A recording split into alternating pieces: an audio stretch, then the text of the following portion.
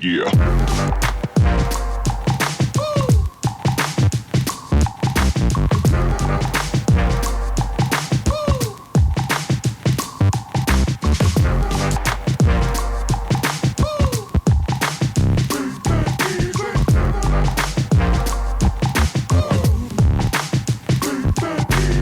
This is Georgie, the $100 Mazda Miata. I'm in the process of turbocharging it as cheap as humanly possible. This is an intercooler from an Evo 10 that I bought at a yard sale for $20. I have no idea if it leaks. I have no idea if it'll work, but we're gonna put it on Georgie and see what happens. So I don't actually know if this is from an Evo 10 or not, but it's got these mounting holes here, and there's these two holes on either side. You see here, I'm not sure what they were for, but they're threaded holes. So my idea is to take these and make a little bracket and drop it down a little bit. So it's kind of sitting right here. My only worry is that this thing is kind of fucked up. Like, pins are all hammered. This part's all dented. What you should do if you're gonna buy a used intercooler is you should pressure test it. Basically shove a bunch of air in here and cap off one side, make sure it holds pressure. But I'm not gonna do that. So if we have a boost leak, then we have a boost leak. We'll figure it out at a later date. And also, we have this intercooler piping box of random assorted bits that I'm gonna steal from Headley. I turbocharged his car, and we have some stuff laying around. We've got a blow-off valve that I'm probably not gonna use. We don't use blow-off valves around here. Hopefully, not have to weld. And if we do have to weld, I'm gonna booger some aluminum, some eBay aluminum together, and it's gonna be the worst looking weld you've ever seen in your whole life. I think it'll be all right. So we took this little dot here, and we bent the top mount so we can kind of try and utilize that along with the side mounts. Here, hold that. So we have the dot here, up here. Try and slide this all the way up, and then we can mount it at the top and on the sides, and then this thing is probably super solid, more solid than it needs to be. And I think it's tucked up super high where the factory bumper will actually fit. And we don't have to trim anything, which is pretty sick. Pretty close. The best place to buy car parts when you're broke. Home Depot. Gonna try and find some intercooler, like couplers. Use some couplers. May not work. So I was really hoping I could use these off the intercooler because they point down. So I was thinking just kind of like, and then turn it in. Some 90s for cheap because these are, damn, they're $10. I'll just get the right one. But I did get this, which can go off the turbo and then to the intercooler piping. Again, maybe not a great idea, but at least this one is straight. The reason I don't think these ones will work is because you see here the pipe gets super small, so you can't really get the tube in there enough. But this one, the thing is flat, so probably plenty of room. Same thing on the turbo side. This is rated for sewer and drain use only, but we're gonna give it a shot for $5. The car's terrifying to put on the lift, dude. There's like nowhere nice to jack it up. It's on there. It's on the manufactured frame rail on one side, and then hanging on by a thread on this side. Look at this. Look at this. Where is it? Oh man, I think we'll be all right. All right, so my plan for now is just to get rid of all this stuff. There's too much stuff in the way. I want to pull the factory exhaust manifold off. I want to try and get this stuff out of the way, and this will be the determining factor if I have enough room for power steering or not. We got to get rid of this, and if I do, I'll have so much room for the intercooler piping. If I can keep it, I guess I'll keep it. But if it's necessary for making my life a little easier, then power steering is gonna go. But for now, I'm going to pull off the stock exhaust manifold and the little cat delete pipe that's down there as well. So then I can bolt up the turbo, I can hook up the oil line to it, just kind of see if everything fits, and yeah, we'll go from there.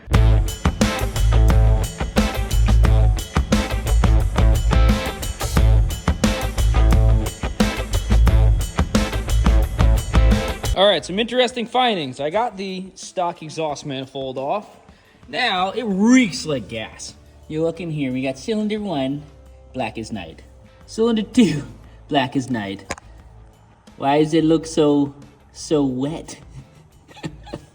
And cylinder 4 don't look great, but could be worse like that. So I don't know what the fuck's going on with cylinder 3.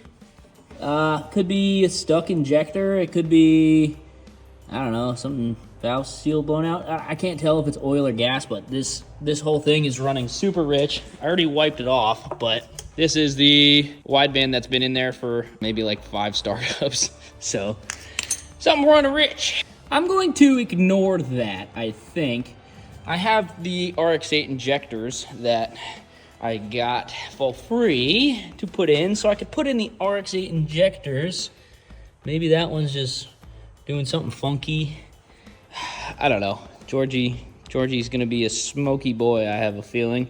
I was going to tackle doing the intercooler and doing the hot side stuff just to kind of make it all flow together. But I think I'm gonna stop on the intercooler. I think that's, normally you wanna do this kind of first and plan it all out. Whatever, not gonna do that. I think I'm gonna do the scary part, which is drilling the oil pan. That is usually the scary part, but honestly, George's engine's probably fucked anyway, so if we get any metal shavings in there, I think it'll be all right. I'm gonna drill the oil pan in Georgie. There's a few things that you need. You need a drill bit, you need a tap, you need some electrical tape, and you need some grease. So the drill bit I'm using is a 3764 drill bit, and I'm going to be using an NPT 3/8 -18 tap. So I already had those because I did that on my last car. So that's sick. That doesn't come out of the budget. Now, you don't want it to go too far into the oil pan. So what I'm going to do is I'm going to take my electrical tape and I'm going to make a wall, probably around this big. And I only want so much of the drill bit to go in. I just want that little tip to go bonk, pop right through. I don't want to mess anything up. So what I'm going to do is I'm going to make a giant tape ball around the outside of the drill bit. Like so. I'm gonna make it giant though. I'm gonna keep going around and around and around until it'll actually like pump, it'll pop through and it'll stop.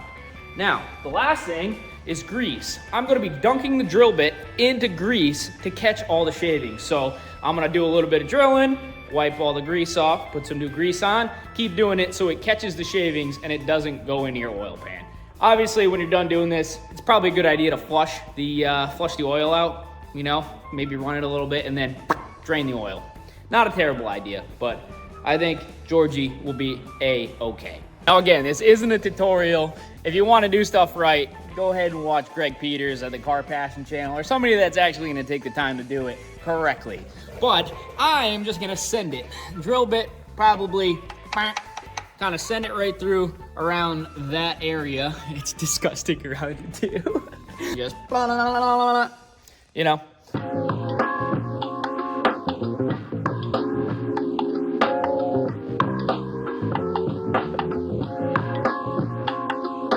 So I had to take this oil line out of the way. It's the power steering line. I might as well get rid of power steering. I had to take that one line out, so that was enough for me. I have started my hole right there, started my way in, and I am slowly but surely greasing my drill bit. And then I go to the hole. See all the stuff all over it? There's a bunch of aluminum chunks that are on the drill bit and they're sticking to the grease. I wiped my grease, put more grease on, and I do this over and over and over and over until it just goes plunk and it pops through. Georgie's getting he's gonna be turbo. Come on! Oh, fuck me, huh? We have struck gold. And we definitely have fucking chunks in there. Okay, just like that, we have a hole in George. George is gaped up on a Friday. Now I need to tap threads into said hole. I don't think I messed anything up in there Your oil pickup is behind there somewhere. And there's definitely oil, or there's metal shavings in the oil, but not too bad. So you're tapping threads into the oil pan for your drain bung. I picked up one of these. I'll put the price right there. And you can do a couple different ways. You can get a bung like this. I just picked up a 1/2-inch bung to a 3/8 NPT fitting. So it screws in there. And what NPT means is, if you look, it's a cone and it gets progressively bigger, the threads, as you go. This is the same deal. It's gonna go, it's gonna seal in there. I'm probably gonna be an idiot and use like RTV or, I don't know, maybe even JB Weld or something, just like tighten it in there. And you can use a bung and just use a hose right off the turbo. You can use AN fittings. You can do all sorts of stuff. But this was the easiest and the cheapest way. I could just find a garden hose or something, and then oil goes back into the oil pan. So same deal with this. I'm going to grease up the NPT, and I'm not gonna go all the way in. I'm gonna take my time, go slow, clean the grease off, put new grease on, try not to get metal shavings into the oil pan. Just let it rock and roll, and then put my fitting in. Just like that, Georgie has got a drain. Is it glamorous? Absolutely not, but I don't think that it'll leak. So, we've got some JB Weld on the outside. It's tapped. There's some thread sealant on it. Bada bang, bada boom. All right, look at all this room for activity, dude. All right, so I got rid of the power steering. Can I get rid of this bracket? Yeah. All right, I'm gonna take this bracket off too, but look at all this room. We have our sick oil drain, easily accessible. Look at all the room for intercooler piping on both sides. I think I can make that work. Maybe get rid of this line. This is for the charcoal canister. I don't know, figure something out. But I'm actually pretty happy with how much room we got. This is cool. It was just a test fit, but a turbo's on there. I wanted to give it a test fit for a couple reasons. The only thing that sucks about it is this little tube had to come out, and all the coolant had to come out. So Georgie had no coolant in him now. But downpipe definitely is gonna hit the firewall, or not the firewall, whatever this is, this little thing. I cut a little bit, that's fine. Not bad, but we were in there, you know? Everything bolts up, kinda, pretty good. It looks a little funky. I'm gonna pull this off, and then I will show you my oil feed line. So this is what I got for an oil line. I'm not sure how long it is. I got it off of Amazon. I did some measurements. Hopefully it's long enough. For the oil feed line, I also bought this adapter off of Amazon, and this goes right into the block on a high pressure feed. So the high pressure oil feed is that little bolt way down the corner right by the bell housing. So I'm gonna pull that out, put this little guy in there, and then slap my oil line in place. And in theory, if you crank the engine, oil should be coming out. Oil's already leaking out, so it had a copper O-ring, and I'm gonna reuse the old one and thread this little guy in its place. And just like that, we have our oil feed line that's definitely not gonna leak. Hopefully. It's a little twisty, but I think we can make it work. It's just gotta go right to the tippity top of the turbo. We got our oil feed figured out. We need to drain the oil out of the turbo now. This is where it gets tricky. I'm gonna look around the shop and see if I can find any sort of tube that might work, or if not, I'm gonna go to my mom's house and chop up her garden hose and get all that. Hey, we have a tube. It might work. I mean, figure yoink, and then boom. Oh, dude, we're fucking money. Tube. Now, I do not trust the bolts holding the turbo on, and I don't trust them even more because one of them is missing and the other one isn't connected at all. So, do I weld the turbo to the manifold and make them one forever? Ignorant to weld the turbo right to the manifold, because if that turbo has problems, then I'm in trouble. Now that our sketchy little manifold is one with the turbo, I think I'm gonna slap it in. I mean, might as well, right? So I'm gonna slap the turbo and the manifold into their home, potentially for good. I doubt it's for good. I think I'm gonna cut the firewall right here. Obviously, if you have a nice car, don't do this. But this is George, so I think I'm gonna run it. Cut the firewall a little bit just to give me some more clearance. I also attached the drain tube, this mystery hose. Attached it to there because I know it's gonna be kind of a pain in the ass to get to it. Now, I'm gonna try and bolt on the turbo, and then I think I'm gonna call it a night because it's New Year's Eve. All right, homeboys and homegirls, Georgie's turbo is officially on. So hopefully my little tack welds hold. I welded Georgie's turbo right to the manifold. The gasket's relatively new, so I think that'll be good. I have my oil feed line that should go. I gotta freaking loosen it, I think, and readjust the angle of the dangle here, but yeah, that'll work. That'll work. The angle's fucking dumb, but whatever. So we have our feed, we have our return. Look at that, it's almost fake. That looks perfect, dude. Ready? Fucking, that's awesome. And also look at how much room we have for intercooler piping and even an air filter. You won't even see the chomped up teeth. So pretty hype on my progress today. I'll see y'all in 2025. Happy New Year. It's 2025.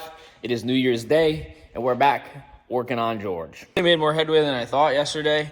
Basically got the hot side bolted to the engine. I just gotta worry about the downpipe now. I gotta figure out where to route this oil line where it's not gonna catch on fire or burn or anything. Maybe loop it through the spray line or something. Just gotta keep it out of the way. I gotta see where the downpipe lays, to be honest, and then go from there. But not exactly sure what my plan is today. I'd like to get the oil drain on, figure out the oil feed, figure out the downpipe. Also maybe extend the wiring for the, what's it called?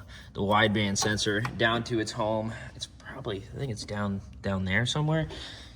It's gotta go right to there. So it doesn't actually have to go too far, which is cool.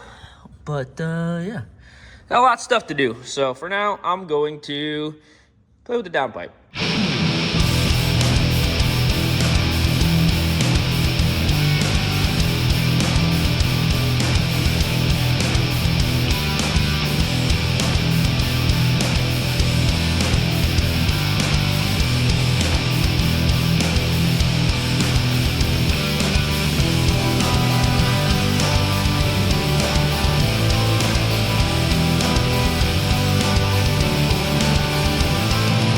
Well, poop. I was rolling pretty good.